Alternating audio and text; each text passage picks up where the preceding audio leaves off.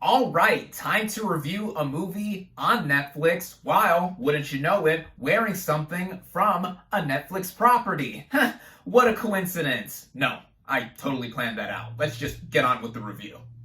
What is up, everybody? Random Man here. Happy Halloween for those of you watching this close to when I upload this. As you can see, I am dressed as Gi-hun, aka player 456 from Squid Game, even right down to my shoes. I hope everyone out there is continuing to stay safe and be well during this unpredictable time, as I am here bringing you my review for the 2022 version of All Quiet on the Western Front.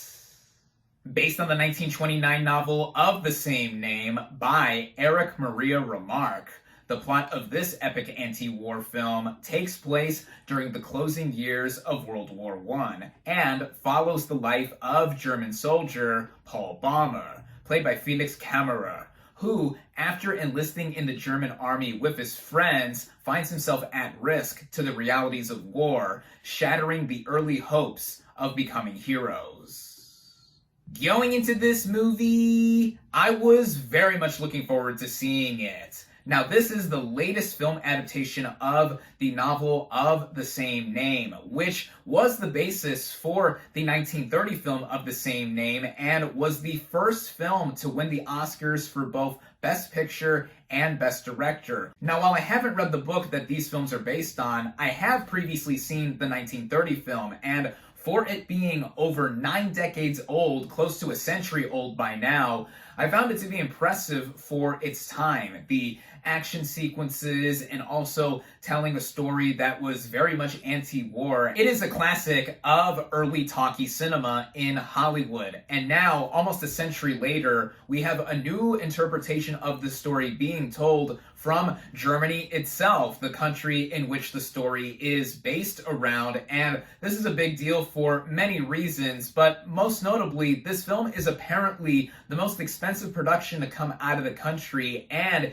it is the official submission for the Best International Feature Film category at this coming Oscars ceremony. And after it got a lot of buzz out of its Toronto International Film Festival premiere last month, I was very much looking forward to see how this new version of this classic story would be told. Starting out with the cast and their performances, we have Felix Kammerer as Paul Bäumer, our central protagonist here, who the movie mainly follows around, even though it does give a lot of ample screen time to the rest of the ensemble. But with Kammerer at the main focal point of this film in terms of characters, he gives an impressive performance here. More so because this is actually his film debut, and a lot is asked of him in playing this character, with him being a young recruit who, at first, along with the rest of his friends and other recruits, are eager to go fight for the war, go fight for the Kaiser, as they've been told to do. But very quickly, him and others realize that war is not all that is literally cracked up to be, as they could literally crack their heads in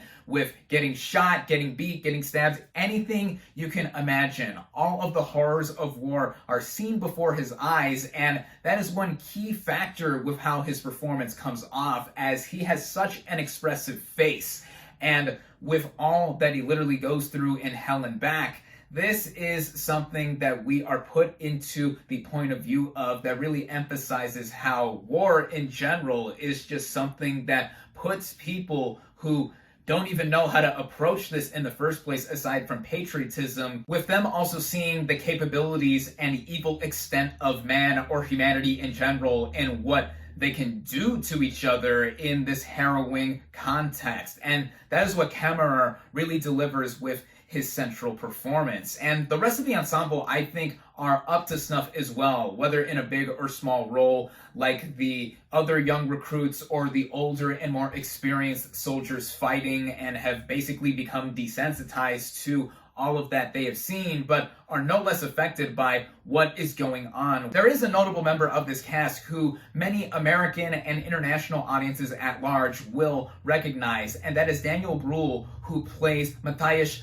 Erzberger, a politician who is directly involved with the armistice or ceasefire that eventually ends the war, and we cut back and forth between his perspective and Paul's perspective. Brule is brilliant as always in the bursts of screen time that he has, and speaking of his perspective, contrasting with the war sequences, this brings me into the writing of the film as something that this deviates from, at least with the 1930 film of the same name, is how it approaches the perspectives of the war being played out. The movie begins in the third year of the First World War, 1917, and we actually breeze through the recruiting process that the young soldiers go through, and they are thrust into battle really quickly compared to the previous film version. And then we occasionally cut back to the perspective of Erzberger after he's introduced in dealing with the negotiations politically of how to end the war and on what terms. And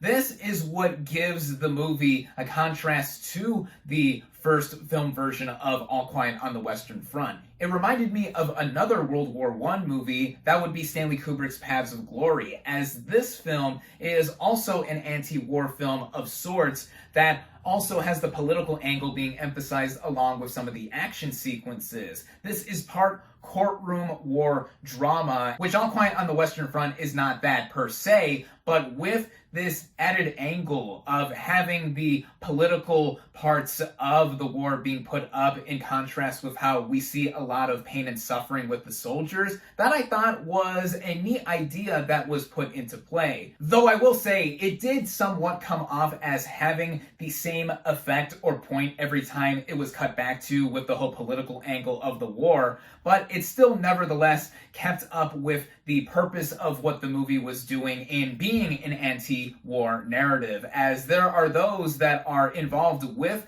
the war that never saw battle and are literally playing with the lives of millions of people, which a lot of the soldiers experienced firsthand with how they are fighting in the trenches and the overall front that barely even moved over the course of 4 years, which does bring me into how this film is directed by Edward Berger. His approach is bluntly brutal in portraying how bloody and violent war is when we get to those action sequences, which gives this film a lot of grit and a lot of grime, literally and figuratively, with how we see our main character Paul go through all of this, and it all playing out with a no-holds-bar approach. And even outside of the action sequences, we see how this film does chug along to see the progression of war and how nothing more was accomplished besides more damage and more lives being lost. And this is different from other movies that we have gotten in general. I mean, to compare this to other films, this doesn't have the one-take approach like 2019's 1917 by Sam Mendes, nor is this abrasively surreal like Ibi Smotri or Come and See by Elin Klimov. But I do think that Berger's All Quiet on the Western Front does borrow elements from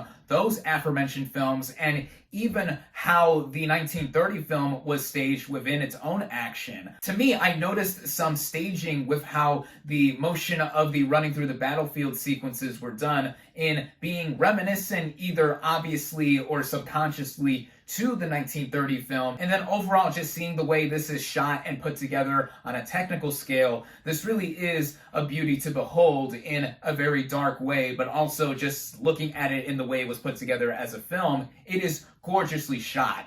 I think that aside from a possible Best International Feature Film nomination, if it gets into one of the 5 slots, another Oscar nomination this film could get is for Best Cinematography. A lot of darker hues that evoke a lot of blues and grays with how we see smoke and smog and fog everywhere, either on the battlefield or even in some more serene and tranquil moments where characters get to breathe or just not fight for a brief moment, and we see landscapes everywhere. This is one of the best looking movies I have seen all year. Even in seeing this in my living room on a 65-inch TV, there's a lot to appreciate appreciate here. The same goes with the sound design, as I'm lucky enough to have concert-style speakers in my living room, so I sensed the details and intricacies with how it was all put together, from the cracks, pops, and whizzing of sounds during battle, and even the more quiet moments where we get to see characters just be in the countryside and seeing the landscapes of war that are not a battlefield. All of that put together really does make for something that I think is also worthy of an Oscar nomination. All of that put together, I think, blends and complements with the visuals of the film. Even the original score, I gotta give a big mention to that as well, as it's unlike some other scores for war movies that I've heard in recent memory. There's a lot of booming electric strings here, even horns contrasting that, and even some other typical instrumentation that we hear in war movies. It doesn't sound like it is very victorious. It sounds like it's very direct to how, yeah, there is a piercing nature to war, or just experiencing violence altogether. Even in moments where we just see characters marching on, or the political side altogether, we see how, yeah, this is a situation that in any side, whether you're directly involved with the action or are behind the scenes, the score just evokes a sense of how all of this is playing out to such a volatile degree. And speaking of all of this playing out too, in terms of the running time, the way it is cut together and edited and paced out at just under 2.5 hours, I personally didn't feel the running time much at all. It is actually 15 minutes longer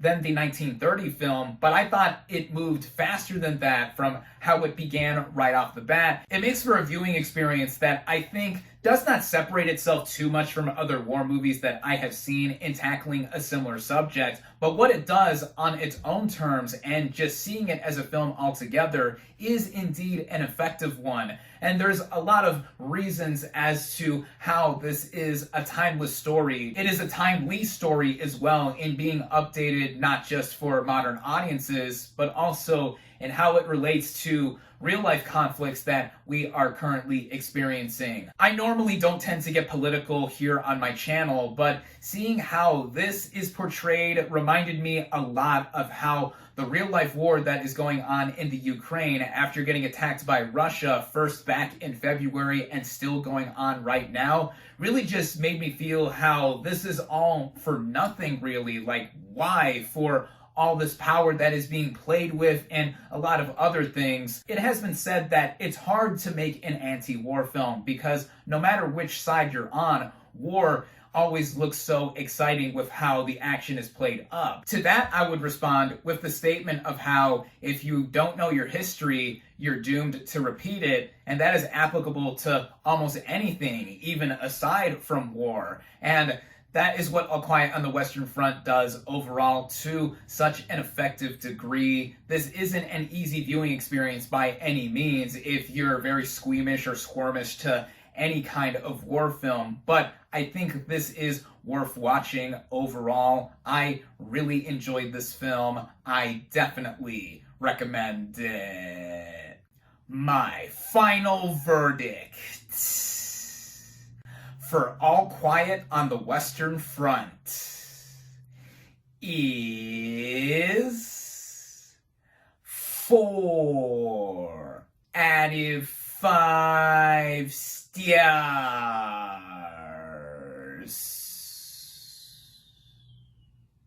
Thank you all, as always, for watching.